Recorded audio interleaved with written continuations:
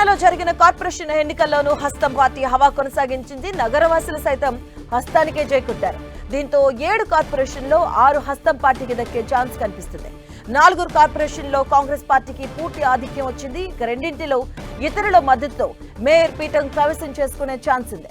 ఇక బీజేపీ 2 కార్పొరేషన్లో ప్రభావం చూపినా చివరికి కరీంనగర్లో మాత్రమే ఆ పార్టీ స్వతంత్రులతో మేయర్ స్థానాన్ని కైవసం చేసుకునే అవకాశం ఉంది. నిజామాబాద్ లో మెజార్టీ మార్కు 31 కాగా 28 దగ్గర ఆగిపోయింది. ఇక ఎంఐఎం మద్దతుతో ఇక్కడ మేయర్ పీఠాన్ని కాంగ్రెస్ దక్కించుకునే అవకాశం ఉంది. ఈ 2 పార్టీలకు కలిపి 31 స్థానాలున్నాయి. కొత్తగూడెంలో కాంగ్రెస్ సిపిఐ మధ్య హోరాహోరీగా జరిగిన పోరులో కాంగ్రెస్ కూటమికి 1 సీటు అదనంగా వచ్చింది. అయితే మెజార్టీ మార్కుకు దగ్గరగా లేకపోవడంతో హంగ్ ఏర్పడింది. ఇక మేయర్ ఎన్నికల్లో ఈ 2 పార్టీలు ఓ అవగాహనకు వస్తే అవకాశం ఉంది. రామగుండం, నల్గొండ, మంచిర్యాలలో కాంగ్రెస్ పూర్తి ఆధిక్యత సాధించింది.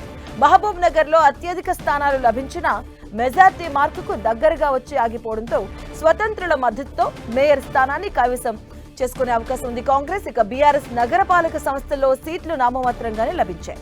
ఇక 60 స్థానాలున్న రామగుండంలో కాంగ్రెస్ పూర్తి స్థాయిలో మెజారిటీ సాధించింది. స్థానిక ఎమ్మెల్యే రాజ్ ఠాకూర్ ఇతర నాయకులు ముందు నుంచి గట్టిగా కృషి చేశారు. స్థానిక నాయకులను ప్రోత్సహించడం, అభివృద్ధిపై దృష్టి పెట్టడం ద్వారా ఇక్కడ పూర్తి ఆధిపత్యాన్ని సాధించినట్టుగా ప్రచారం సాగుతుంది. ఇక మంచిర్యాలలో స్థానిక ఎమ్మెల్యే ప్రేమ్ సాగర్ రావు కృషితో కాంగ్రెస్ మంచి మెజార్టీ సాధించింది. ఎమ్మెల్యేకు స్థానికంగా పట్టుండడం, రాష్ట్రంలో కాంగ్రెస్ ప్రభుత్వం ఉండడంతో అభివృద్ధి పనుల విషయంలో కలిసొచ్చింది. ఇక మహారాష్ట్ర ముఖ్యమంత్రి, కేంద్ర మంత్రులు తదితరులు వచ్చి ప్రచారం చేసిన బీజేపీకి నామమాత్రపు సీట్లే వచ్చాయి. ఇక నల్గొండ కార్పొరేషన్ లో మంత్రి కోమటిరెడ్డి వెంకటరెడ్డి తన పట్టు నిలుపుకున్నారు.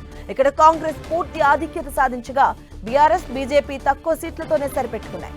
మొదటి నుంచి ఈ నియోజకవర్గంపై పూర్తిగా దృష్టి కేంద్రీకరించిన కోమటిరెడ్డి విజయం సాధించారు.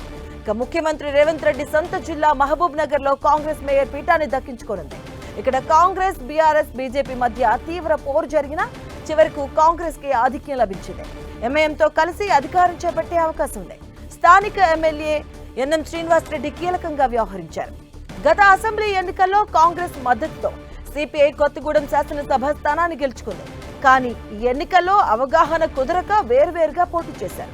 కాంగ్రెస్ సిపిఎంతో కలిసి పోటీ చేసింది. ఇక 2 పార్టీలు హోరాహోరీగా పోరాడగా 60 డివిజన్లున్న కొత్తగూడెంలో 2 పార్టీలకు సమానంగా 22 సీట్లు చొప్పునొచ్చాయి. ఇక సిపిఎంకు 1 స్థానం దక్కింది. దీంతో కాంగ్రెస్ కూటమికి 23 సీట్లు లభించినట్లయింది. మొత్తం మీద ఇక్కడ హంగ్ ఏర్పడింది. ఇక తాము ఆధిక్యత స్థానాలు సాధిస్తామనే విశ్వాసంతో మంత్రి పొంగులేటి శ్రీనివాసరెడ్డి పూర్తిగా దృష్టి కేంద్రీకరించిన కాంగ్రెస్ కు మెజార్టీ మార్కు రాలేదు. ఇక్కడ స్వతంత్రుల్లో కొందరు కాంగ్రెస్ కు మద్దతు తెలిపే అవకాశం ఉంది. బీఆర్ఎస్ తరపున 8 మంది గెలుపొందారు. BRS working president KTR Kothagudem MLA Kunamneni సాంబశివరావుకు ఫోన్ చేసి మాట్లాడారు. సిపిఐకు మద్దతు తెలపడానికి సిద్ధపడినట్లుగా తెలుస్తుంది. అయితే కాంగ్రెస్ తో రాష్ట్రంలో అవగాహన ఉన్నందున కలిసి వెళ్లాలన్న ఆలోచనతో సిపిఐ ఉండగా ఎన్నికల వరకు ఎవరికి వారు పోటీ చేసినా మేయర్, డిప్యూటీ మేయర్ ఎన్నికల్లో కలిసే వెళ్లాలని కాంగ్రెస్ కూడా ఉన్నట్లుగా తెలుస్తుంది.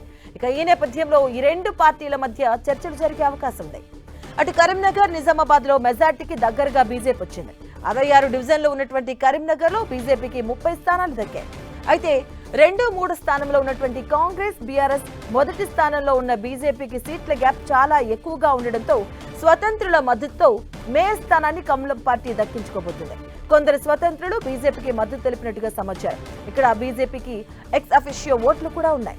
ఇక నిజామాబాద్ లో 2020లో జరిగిన ఎన్నికల్లాగానే ఇప్పుడు కూడా బీజేపీకి మెజార్టీ దగ్గరగా వచ్చి ఆగిపోయింది. ఎంపీ, ఎమ్మెల్యే ఉన్నటువంటి ఈ నగరపాలక సంస్థపై బీజేపీ ఆశలు పెట్టుకున్నా నెరవేరలేదు.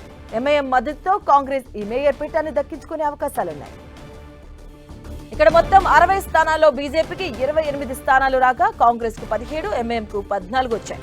కాంగ్రెస్, ఎంఐఎంలకు 31 స్థానాలు రావడంతో దాదాపుగా వీరికే మేయర్ పీఠం దక్కే అవకాశం ఉంది. ఇక్కడ బీజేపీకి కూడా ఎక్కువ స్థానాలు రావడంతో ఎక్స్ అఫిషియో సభ్యుల ద్వారా తమ అదృష్టాన్ని పరీక్షించుకోబోతున్నారు.